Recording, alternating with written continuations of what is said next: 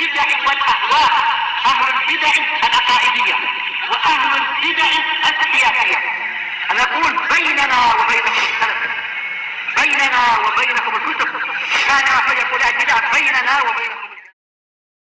الحمد لله رب العالمين، والصلاة والسلام على رسوله الأمين وعلى آله وأصحابه ومن تبعهم بإحسان إلى يوم الدين.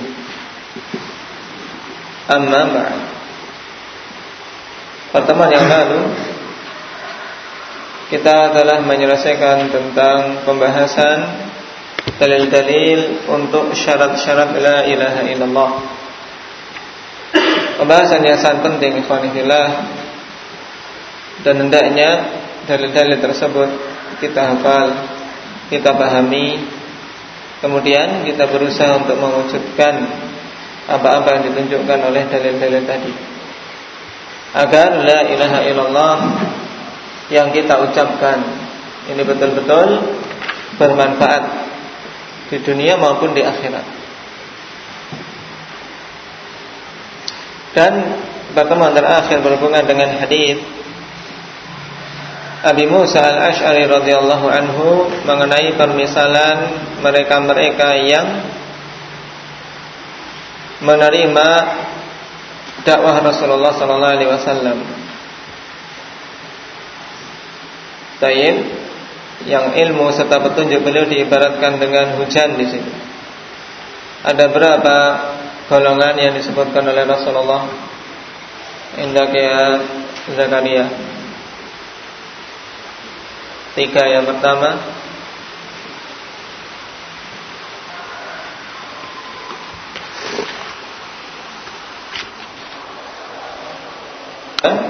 itu golongan yang pertama diibaratkan dengan tanah yang menerima hujan, menyerapnya, kemudian apa? Menumbuhkan dengannya ya rerumputan dan pohon-pohonan. Mereka ini siapa? Orang-orang yang menerima hidayah, menerima petunjuk, menerima ilmu, dia hafal, dia simpan, kemudian dia berikan kemanfaatan kepada manusia dengan ilmu tersebut, dengan memahamkan manusia, mengajarkan kepada manusia. Golongan yang kedua,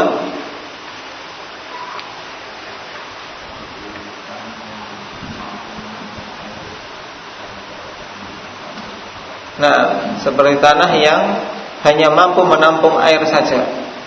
Tayyib, seperti cekungan, ya, danau yang hanya mampu menampung air tapi tidak mampu menumbuhkan pepohonan.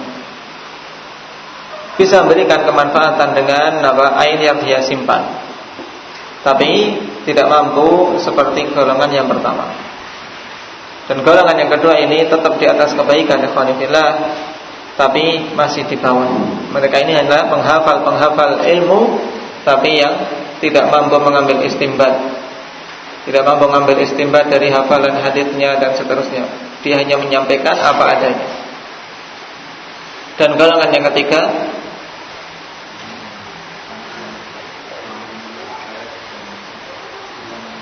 nah, tidak mampu menyerap air, tidak pula bisa menampungnya, tidak bisa menerima air sama sekali, hanya lewat saja. Ini orang-orang yang tidak menerima petunjuk dari Allah, yang mereka menolaknya dan berpaling. Syahid dari hadis ini apa? Abdurrahman.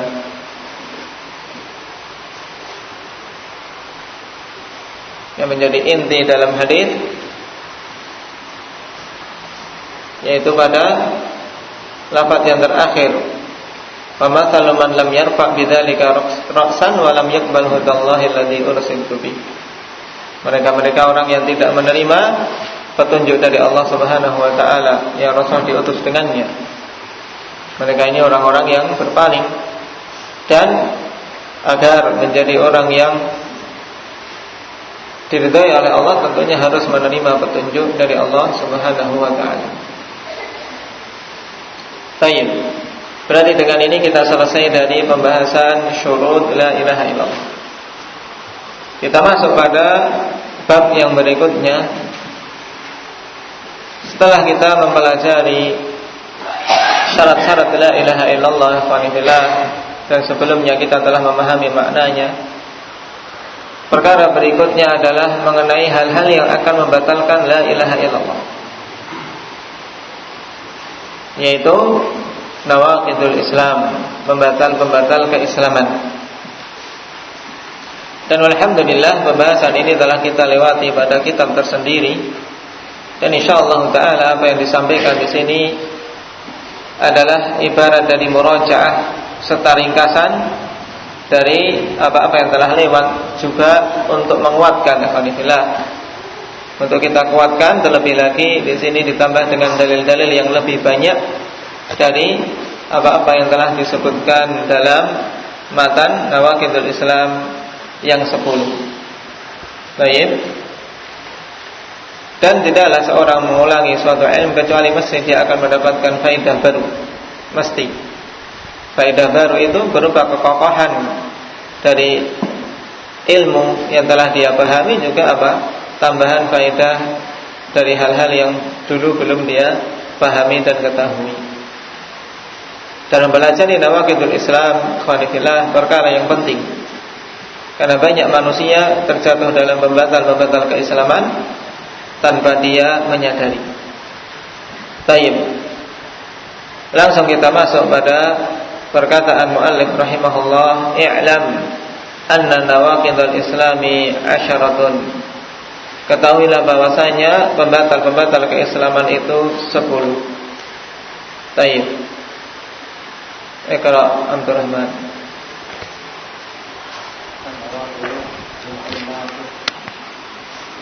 Qala rahimahullah, an-nawaqidu jam'u naqidin. Nawaqid adalah bentuk jamak dari naqid. Wa naqdu fil asli halul mubrami wa ifsadu. Dan naqd, pembatalan, ya pada asalnya adalah apa? Pelepasan sesuatu yang kuat. Sesuatu yang terikat kuat kemudian dilepas dan merusaknya. Ini namanya naqd. Kalau sesuatu yang kuat ini berupa perjanjian, berarti apa? Naqd, yaitu membatalkannya, membatalkan perjanjian atau mengingkari dengan merusak hasil dari perjanjian tersebut. Ini makna naqd secara bahasa. Min naqadtu syai'a idza afsadtahu. Dari kata ya naqadtu syai'a, aku ya merusak suatu perkara, yaitu apabila seseorang apa? Bila engkau merusaknya. Nah, dari kata naqadtu syai'a. Kalau aku ingin mengatakan atau mengungkapkan aku telah merusak suatu hal, ya. Naqadtu syai'a maksudnya apa? Ketika ya orang yang mengatakan itu merusaknya. Taib. Ini secara bahasa. Jadi makna an-naqd yaitu ifsad, kerusakan, atau halul mubram, ya, melepaskan sesuatu yang telah kuat. Maka fanawaqidul islami hiya mufsidatuhu wa mubtilatuhu. Pembatal-pembatal keislaman berarti apa? Yaitu perkara-perkara yang merusak keislaman dan membatalkannya. Allati mata tara'at alaihi afsadathu wa ahbatatil amala. Yaitu yang kapan saja pembatal-pembatal keislaman itu ada, maka akan merusaknya dan menghapuskan amalan-amalan. Jadi amalan-amalan Islam semuanya terhapus dengan pembatal-pembatal keislaman tersebut. Wa sara sahibuhu minal mukhalladina fin nari wal a'yadu billah. Dan jadilah pelakunya ini di antara orang-orang yang kekal di dalam neraka, wal a'yadu billah. Permisalannya didatangkan oleh Syekh kal hadathi idza dakhala fit taharah. Seperti hadath apabila masuk pada taharah, seorang yang sudah berwudu kemudian kentut, hadath. Maka apa? Afsadaha wa abtalaha. Hadath itu ya merusak wudunya dan membatalkannya. Demikian pula keislaman apabila datang salah satu dari pembatal-pembatal keislaman yang akan disebutkan ini, maka Islamnya pun rusak. Wa'lam kalimatun yu'ta biha lil umuril muhimmah. Dan kata i'lam, suatu kata yang didatangkan untuk perkara-perkara yang penting. Jadi perkara-perkara penting, kemudian dia ucapkan i'lam, ketahuilah, agar orang yang diajak bicara memperhatikan. Wa ma dzakarahul muallifu huna haqiqun bi an yahtamma bihi ghayatal ihtimam. Dan apa-apa yang pengarang menyebutkannya di sini ya sangat pantas untuk seseorang memberikan perhatian dengan sepenuhnya.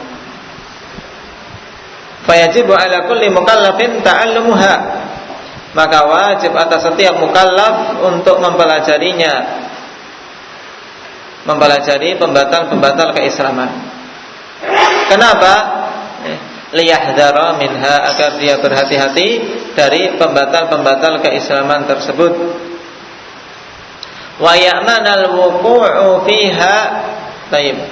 Wa ya'manal wuqu'u fiha bi'idznillah ta'ala, dan agar dia aman dari terjatuh di dalam pembatal-pembatal keislaman tersebut dengan izin Allah Subhanahu wa taala. Sebagaimana dikatakan dalam bait syair, wadiddu yudhiru husnahu diddu wa bididdiha tatabayyanul asya'. Wadiddu yudhiru husnahu. Baik. Suatu lawan, suatu lawan akan menampakkan kebagusan lawannya.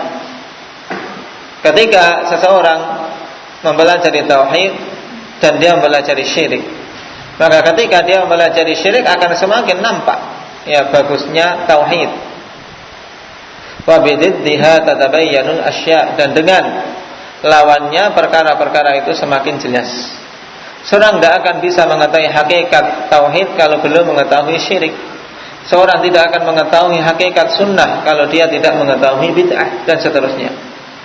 Maka wabididdiha tatabayyanul asya', dengan lawan-lawannya maka perkara-perkara itu menjadi semakin jelas. Wa illa fal muslimu qad yaqa'u fiha wa huwa la yash'ur. Jika tidak demikian, maka muslim terkadang jatuh di dalam pembatal keislaman dalam keadaan dia tidak sadar, tidak merasa. Dan ini banyak ikhwan fillah.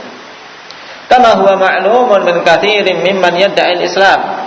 Sebagaimana hal ini diketahui dari kebanyakan orang yang mengaku-ngaku Islam. Khususan fi hadzal zaman alladzi qalla fihi al-'ilmu as-sahihun nafi'. Terkhusus lagi pada zaman ini yang sedikit ilmu yang benar dan bermanfaat padanya. Dan ini harus kita akui. Betapa banyak saudara-saudara kita yang mengaku muslim, katanya muslim, tapi ternyata terjatuh dalam pembatal-pembatal keislaman dalam keadaan dia tidak sadar. Kenapa? Karena ilmu yang benar dan bermanfaat sedikit, wa kathura fihil jahal, dan banyak kejahilan padanya. Fala haula wala quwwata illa billah.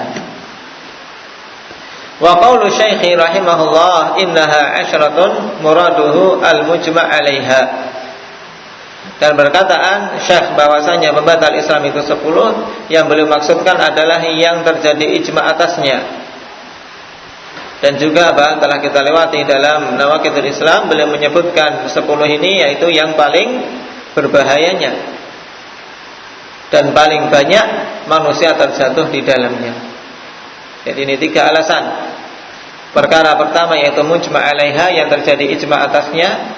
Kemudian yang kedua karena paling berbahayanya, dan yang ketiga karena banyaknya manusia yang terjatuh. Wa ila fahuwa aktsaru, wa ila fahiya aktsaru min dzalik. Ya.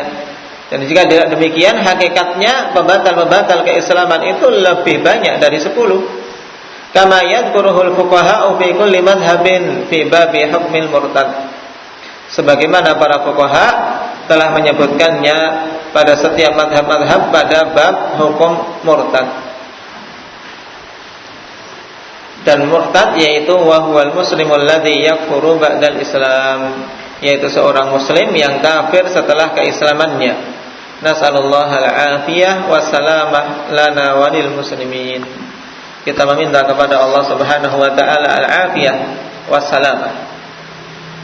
Dan telah kita lewati afiyah adalah suatu penamaan yang mencakup hal yang akan mengantarkan seseorang agar terbebas dari semua hal-hal yang mendatangkan kejelekan, hal-hal yang akan merugikan dia. Dan ketika digabungkan al-afiyah wassalamah ya ini untuk semakin menguatkan. Walaupun keselamatan itu sudah tercakup dalam afiyah, keselamatan di dunia dan di akhirat untuk kita dan kaum muslimin. Yang pertama kita masuk al-awwal asyirku fi ibadatillah ta'ala. Qala Allah ta'ala innallaha la yaghfiru an yushraka bih wa yaghfiru ma duna dzalika liman yasha. Naam. Iqra ya Dzal Qarnain.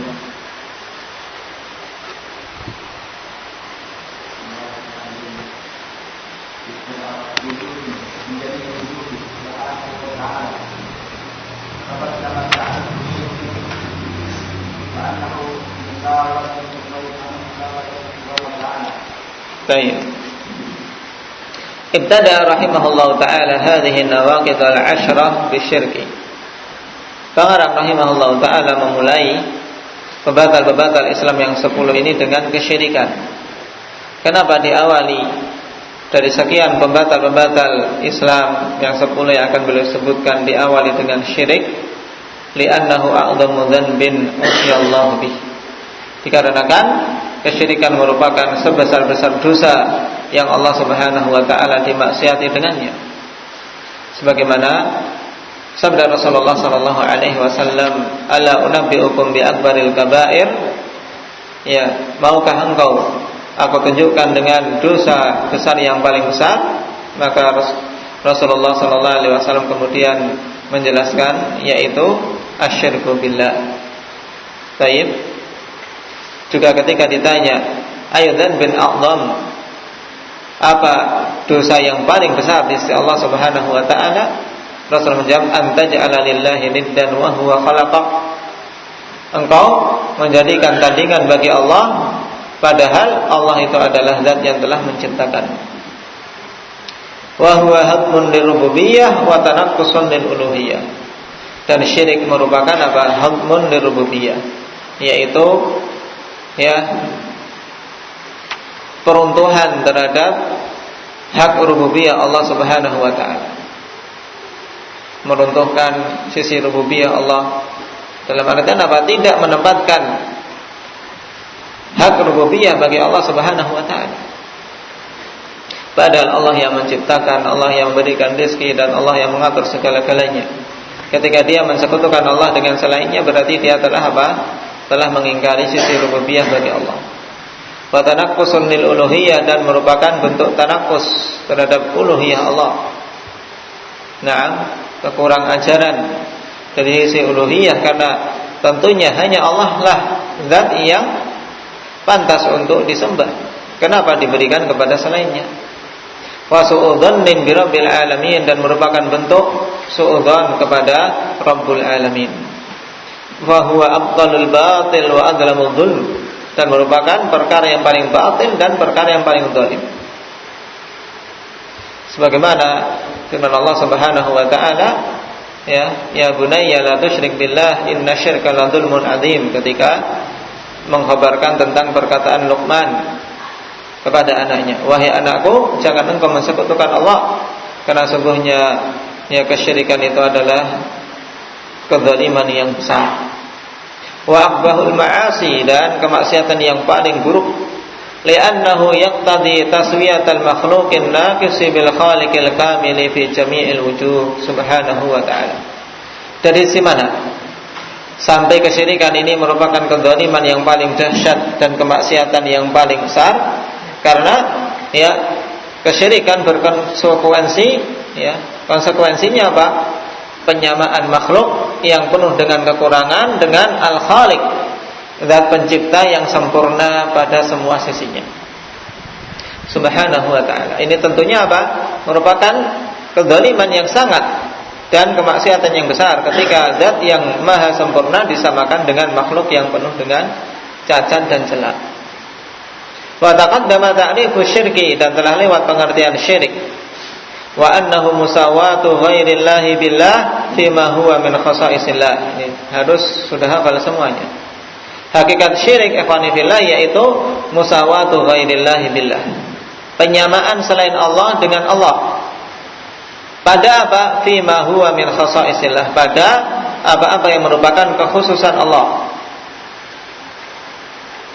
Jadi dari sini kita katakan bahwasanya syirik bisa terjadi pada tiga sisi utama: syirik dalam rububiyah, syirik dalam uluhiyah, syirik dalam asma wa sifat. Semuanya ada. Karena tiga hal itulah yang merupakan kekhususan Allah Subhanahu wa taala secara global. Wa ya'til kalamu 'alaihi wa 'ala anwa'ihi fi mahallihi insyaallah taala. Dan akan datang pembicaraan tentang kesyirikan dan jenis-jenisnya pada tempatnya insyaallah taala. Dan Syekh nanti pun akan menjelaskan hal ini, macam-macam syirik, bahkan macam-macam kekufuran dan kemunafikan. Wa qaulullah ta'ala, ya, dan dalil tentang bahayanya syirik ini adalah diantaranya firman Allah Subhanahu wa ta'ala yang disebutkan oleh Syekh dalam matan, innallaha la yaghfiru ay yushraka bih, ay la yaghfiru li 'abdin laqiyahu wa huwa musyrikun bih. Sesungguhnya Allah Subhanahu wa ta'ala tidak akan mengampuni dosa kesyirikan. Maksudnya apa? Allah tidak akan mengampuni dosa seorang hamba yang bertemu dengan Allah dalam keadaan dia mensekutukannya. Dalam artian apa? Dia mati dalam keadaan membawa dosa kesyirikan. Adapun seorang melakukan syirik kemudian masih hidup dan dia bertobat kepada Allah, maka tidak termasuk dalam cakupan ayat ini. Baik, jadi cakupan ayat ini sebagaimana dikatakan di sini, la yaghfiru li 'abdin laqiyahu wa huwa musyrikun bih. Tidak akan mengampuni ya seorang hamba yang bertemu dengan Allah, yaitu apa? Telah mati. Mati dalam keadaan membawa dosa kesyirikan. Wa yaghfiru ma duna dzalik ay minadz-dzunub liman yasha'u ay min ibadihil muslimin. Dan Allah Subhanahu wa ta'ala akan mengampuni dosa-dosa di bawah kesyirikan dari sekian dosa-dosa yang ada. Dosa-dosa itu di bawah kesyirikan, Allah Subhanahu wa ta'ala akan mengampuninya liman yasha, bagi siapa saja yang Allah kehendaki. Min ibadihil muslimin, dari hamba-hambanya yang muslim. Berarti apa? Allah akan mengampuni dosa-dosa yang di bawah syirik dari kabair dzunub. Dan ini termasuk akidah Ahlussunnah wal Jamaah, bahwasanya pelaku dosa besar yang di bawah kesyirikan apabila mati dalam keadaan membawa dosa tersebut, dia keadaannya di bawah masyiah Allah. Apabila Allah menghendaki untuk mengampuninya, bisa ya diampuni dan tidak masuk ke dalam neraka. Tapi apabila Allah menginginkan untuk mengadabnya, maka diadab terlebih dahulu, kemudian nanti dikeluarkan dari neraka. Adapun syirik tidak, ikhwanillah, syirik akbar ya, mesti akan mendapatkan adab dan kekal di dalam neraka. Adapun syirik asghar mesti akan dihukum. Hukumannya itu bisa berupa apa? Adab apabila tidak memiliki amalan kebaikan yang mampu mengimbangi dosa kesyirikan. Tayyib, mesti akan dihukum. Karena yang rajih dalam ayat ini ya ayyusyraka bih, takwilnya isyrakan bihi, ya nakirah fi siyakin nafi yufidul umum, memberikan makna umum bahwasanya Allah Subhanahu wa taala tidak akan mengampuni dosa kesyirikan secara mutlak, dalam artian syirik akbar maupun syirik asghar. Lalu bedanya apa? Ya, bedanya bahwasanya syirik akbar ini pelakunya keluar dari Islam dan kekal di dalam neraka. Adapun syirik asghar, pelakunya tidak keluar dari Islam, tapi dosa kesyirikan itu mesti akan dituntut kelak ketika mati belum bertobat dari syirik asgharnya. Adapun yang dimaksudkan di sini yang merupakan membatal keislaman yaitu syirik akbar. Fadalat hadhil ayatu ala anna syirkal akbara min nawaqidil Islam li'anna sahibahu la yughfaru lahu. Ayat ini menunjukkan bahwasanya syirik akbar merupakan pembatal keislaman. Kenapa? Karena pelakunya tidak diampuni oleh Allah. Bal huwa khalidun mukhalladun fi nari jahannam wal a'yadzu billah. Bahkan pelakunya itu kekal dan dikekalkan di dalam neraka jahanam wal a'yadzu billah. Dan kerusakan syirik sangat banyak ikhwan fillah yang insyaallah taala kita lengkapkan pada pertemuan yang akan datang. Naktafi bihadza